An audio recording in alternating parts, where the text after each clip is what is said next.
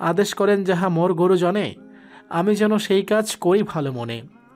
মোর মায়ের এই কবিতাটা খুব পছন্দ ছিল, হের লেগা মোর নাম রাখছিল আদেশ। ম্যাডামরা দেখা মোর মায়ের কথা মনে পড়ে গেল।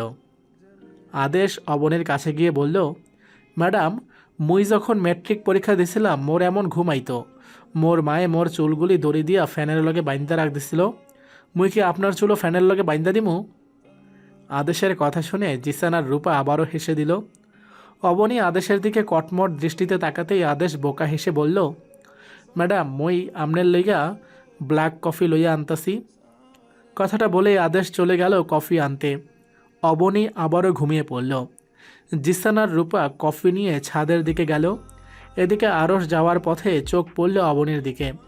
অবনী গভীর ঘুমে আচ্ছন্ন। আরশ টেবিলের উপর হাত দিয়ে একটা বাড়ি দিতেই অবনী ঘুম ঘুম চোখে ভ্রু কুঁচকে মাথা তুলে বলল, আদেশ, তুমি বারবার আমার ঘুমে ডিস্টার্ব। এতটুকু বলে সামনে তাকাতেই অবনী ভয়ে চুপসে গেল। অবনী দ্রুত চেয়ার ছেড়ে উঠে দাঁড়ালো। Sorry sir. It's okay, it's okay. Arash অবনীর মাথায় দেওয়া বালিশটা হাতে নিয়ে বলল, ওয়াও, ফ্যান্টাস্টিক, বালিশও আছে দেখছি। আদেশ তখন হাতে করে কফি নিয়ে আসলো। আরশ আদেশকে বলল, আদেশ, অফিসে বালিশ আসলো কিভাবে? স্যার, ম্যাডাম আসার সময় লইয়া আইছে। আরশ শেষে বলল, wow, good job. Sorry sir. না না, it's okay, don't say sorry. Sorry বলার কোনো প্রয়োজন নেই। সরি বলার কোনো প্রয়োজন নেই। আপনার চেহারাটাতে বড় করে লেখা আছে, I am sorry sir, don't be sorry. I am sorry যে আপনার এত সুন্দর শান্তির ঘুমটা ভাঙিয়ে দিলাম। অবনী কাঁপা কাঁপা কণ্ঠে বলল, সরি স্যার, আর এরকম হবে না। আহা, আপনি বারবার সরি কেন বলছেন? আপনি তো কোনো দোষ করেননি। রাতে ঘুম ঠিকমতো হয়নি, তাই না? অল্প হয়েছিল। It's okay, it's okay, I can understand. আদেশ অবনীর দিকে কফির কাপ এগিয়ে দিল। আরশ কাপটি নিয়ে নিল। নো নো আদেশ, অবনীকে কফি দিলে তো হবে না, ওর ঘুমের প্রয়োজন। এই ঘুম কফি খেলেও যাবে না। আরশ অবনীর দিকে বালিশ এগিয়ে দিয়ে বলল, please take it, take it. যান, বাড়িতে একেবারের জন্য চলে যান। বাড়ি গিয়ে আরাম করে ঘুমান। সরি স্যার, এরকম ভুল আর হবে না। আমি আর কখনো ঘুমাবো না। স্যার, দরকার পড়লে আমি বাসায়ও জীবনও ঘুমাবো না। আরশ চেঁচিয়ে জোরে বলল, গেট আউট। আওয়াজটা এত জোরে ছিল যে সবাই ভয়ে কেঁপে উঠল। আর আগে দুঃখে লজ্জায় অবনী অফিস থেকে বেরিয়ে গেল।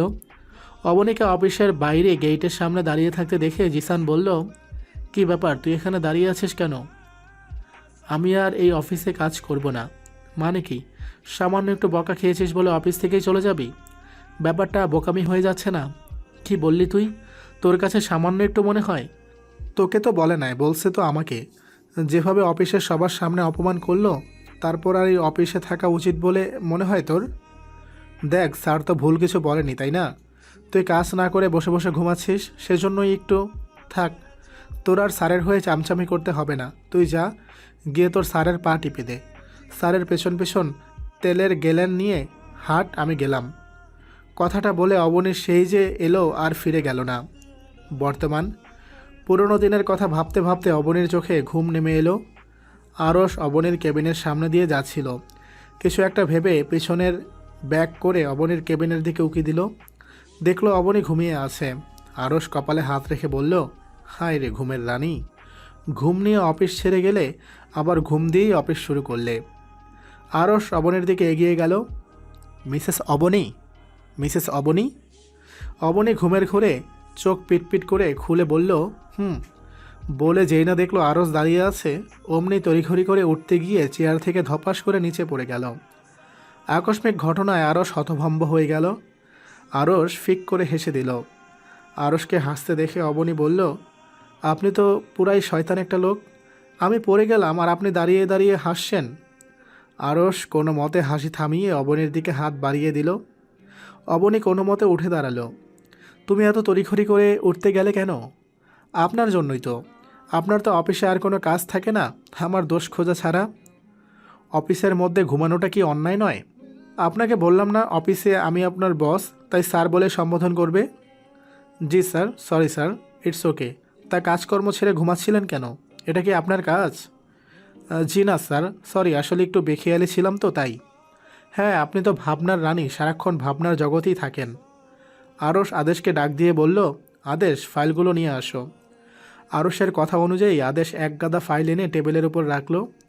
ফাইলগুলো ভালোভাবে চেক করবেন, কোনো ভুল যাতে না থাকে। লাঞ্চ টাইমের পর ফাইল নিয়ে আমার কেবিনে যাবেন, আমি দেখব। কথাটা বলেই আরশ বেরিয়ে যাচ্ছিল। অবনী পেছন থেকে বলল, হোয়াট, এতগুলো ফাইল আমি এত অল্প সময়ে কি করে চেক করব? আরশ ঘাড় বাঁকিয়ে পেছন ফিরে বলল, আপনার কাজ আপনি করবেন, কীভাবে করবেন সেটা একান্তই আপনার ব্যাপার। স্যার, আপনি কখনো মাসুম বাচ্চাদেরকেও মারতে দেখেছেন? আরশ আশ্চর্য হয়ে জিজ্ঞাসক ভঙ্গিতে বলল, এখানে মাসুম বাচ্চা এলো কোথা থেকে? স্যার, আমি হচ্ছে সেই মাসুম বাচ্চা, দয়া করে আমাকে মারবেন না। আশ্চর্য, আপনাকে কে মারছে? আর কি বললেন, আপনি মাসুম বাচ্চা?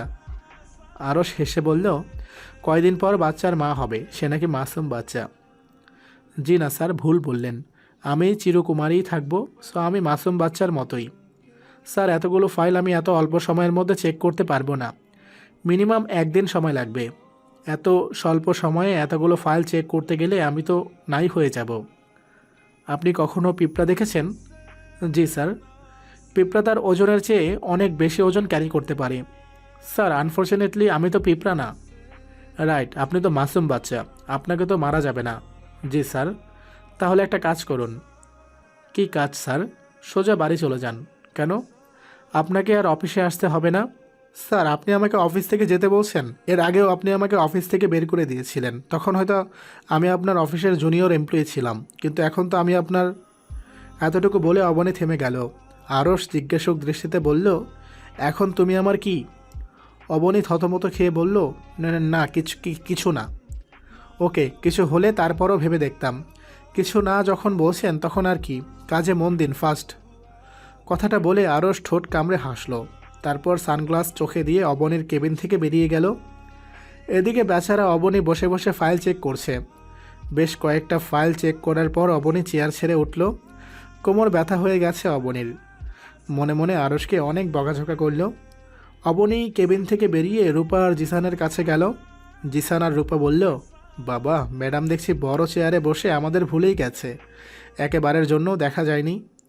অবনী বলল, একদম বাজে কথা বলবি না, আমি ঘুমিয়ে পড়েছিলাম আর তারপর ওই বজ্জাত বস এক গাদা ফাইল এনে দিয়ে বলল এগুলো চেক করে লাঞ্চ টাইমের পর ওনার কেবিনে যেতে। বুঝলাম, কিন্তু তুই তো এখন স্যারের বউ, এখনও এত কাজ করতে হচ্ছে। বউ না ছাই, শালা নিরামিষ, আস্ত একটা শয়তান, মনে কোনো দয়া মায়া নাই, ইচ্ছে তো করছে। আর কিছু বলার আগে রূপা অবনীর মুখে পাউরুটি পুরে দিল। রূপার এমন কাজে অবনী ভ্যাবাচেকা খেয়ে গেল। পেছন থেকে শব্দ এলো, তো আর কি কি ইচ্ছে করছে শুনি? আরশের গলা শুনে অবনীর চোখ বড় বড় হয়ে গেল। অবনী বুঝতে পারল রূপা কেন তার মুখে পাউরুটি পুরে দিল। আরশ আবারও কিছু বলতে যাবে তার আগেই দেখলো অফিসের ভেতর একটি মডার্ন ড্রেস পরা মেয়ে প্রবেশ করল।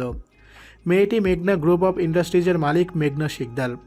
আরশ সেদিকটা এগিয়ে গেল মেঘনা গ্রুপের সাথে একটা প্রজেক্ট নিয়ে ডিল করবে বলে। মেঘনা আরশের সাথে হাত মিলিয়ে আরশকে জড়িয়ে ধরে বলল, hello mister Khan, you are looking so pretty, nice to meet you. এদিকে মেয়েটা আরশকে এরকম জড়িয়ে ধরায় অবনীর খুব রাগ হলো। অবনী জিসান আর রূপাকে বলছে, দেখেছিস মেয়েটা কীরকম নির্লজ্জ বেহায়া, আমার বরকে কিভাবে জাপটে ধরল, আবার হেসে হেসে কথা বলছে, এমনভাবে তাকিয়ে আছে যেন জীবনে কোনো ছেলে দেখেনি।